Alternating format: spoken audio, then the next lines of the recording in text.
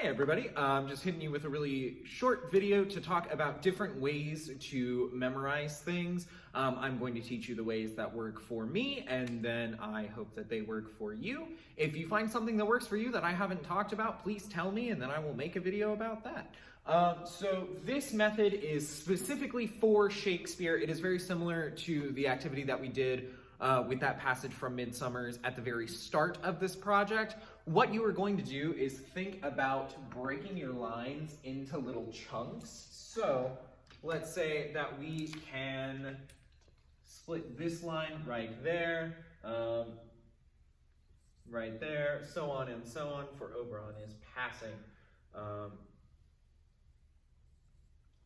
So what we're doing as we are splitting our lines is we are breaking them down into chunks. And if we can memorize it one little chunk at a time, slowly but surely we will eventually piece the entire thing together. And on top of that, this will help because it will also help us say our lines in a way that sounds like a human being is speaking and that we are not just rattling off these lines of poetry. So what we're gonna do is you just take your first little chunk and you just say it 4 times out loud to yourself. As I say these, I like to use this to practice different ways to say my lines, and then maybe I'll find something that wouldn't have occurred to me if I was just word vomiting out the whole thing, but as I'm breaking it down chunk by chunk, I might find something that kind of clicks and feels really nice to say. So I might go, the king doth keep, the king doth keep, the king doth keep, the king doth keep. I have now said this chunk 4 times. It's up there. So if we jump to the other side, his revels here tonight, his revels here tonight, his revels here tonight, his revels here tonight. If I take those 2 chunks and I put them together, that will make the entire first line. The king doth keep his revels here tonight. The king doth keep his revels here tonight. I've said it twice, it's kind of clicked in my brain a little bit, but it's not 100% there. But just so that I don't get bored saying it like a robot every time, I'm going to give it a little bit of pepper. Maybe I'll think of my character, Puck, trying to wake the whole forest up and draw their attention, and so maybe I'll go, the king doth keep his revels here tonight.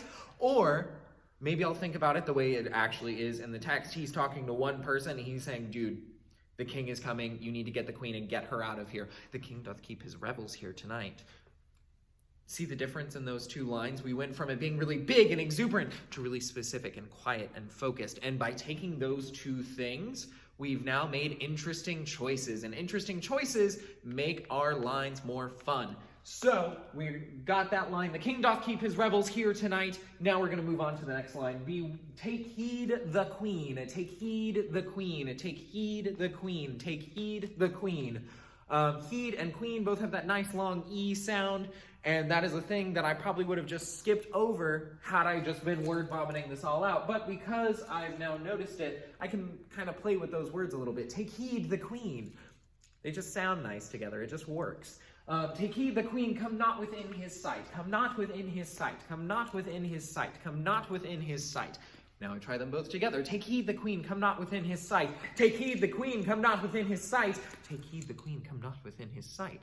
By making them sound different, we are playing with different ways to make them interesting. And then if we are doing that as we're memorizing, it will just become second nature. We perform the way we rehearse. So if we are rehearsing, the king doth keep his revels here tonight. Take heed the queen, come not within his sight. For Oberon is passing, fell in wrath, that she as her attendant hath. It's boring and it's not fun. And these plays did not make it 400 years by being boring. They made it 400 years because they are fascinating. So make it sound fun, because it is. Rather than going, the queen doth, take heed, the queen come not within his sight. It's, the king doth keep his revels here tonight. Take heed, the queen come not within his sight. For Oberon is passing, fell in wrath, that she as her attendant hath a lovely boy stolen from an Indian king. We've made a choice, and now it's interesting. And that leads us to our next thing, because if we look at our next 3 lines, for Oberon is passing, fell in wrath, that because that she as her attendant hath a lovely boy stolen from an Indian king. Our punctuation is right there. We've got that little semicolon there at the end. Our first 2 lines, we just have the semicolon there and the colon there. Those lines are themselves complete sentences. So we can stop at the line and it will sound natural. But our next 3 lines are all one big sentence. So it's really important that as we are saying those lines, we aren't just ending here, and then here, and then here, because that will make it sound like a bad poetry read. What we need to do is think about connecting fell and wrath to because that she.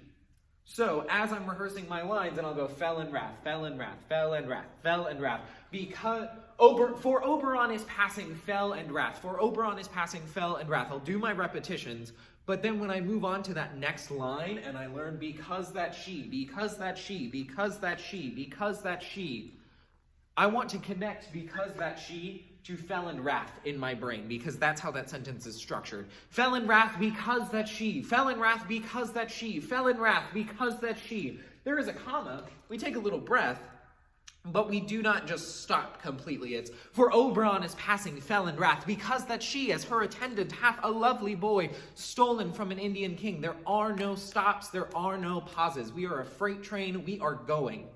And the reason for that is because, while it is written as poetry, this is not meant to be said as poetry. It's meant to be said as a line of dialogue. So, we want to say it as a line of dialogue. Does that make sense? Great. If that doesn't make sense, please let me know. I will link some other professional performances of Shakespeare in Canvas so that you can kind of get an ear for what it sounds like being said, because I realize that is a thing that we have actually gotten very little of. Plus, watching Shakespeare is how it's meant to be enjoyed. Shakespeare is not really intended to be read. It's intended to be watched and listened to and heard and felt, as opposed to just like English class in it and having it open in front of you. Yes? Cool. I hope that this has been helpful. I will have some other videos for just general memorization techniques, so check those out as well. And I will catch you in the next one. Until then, peace out.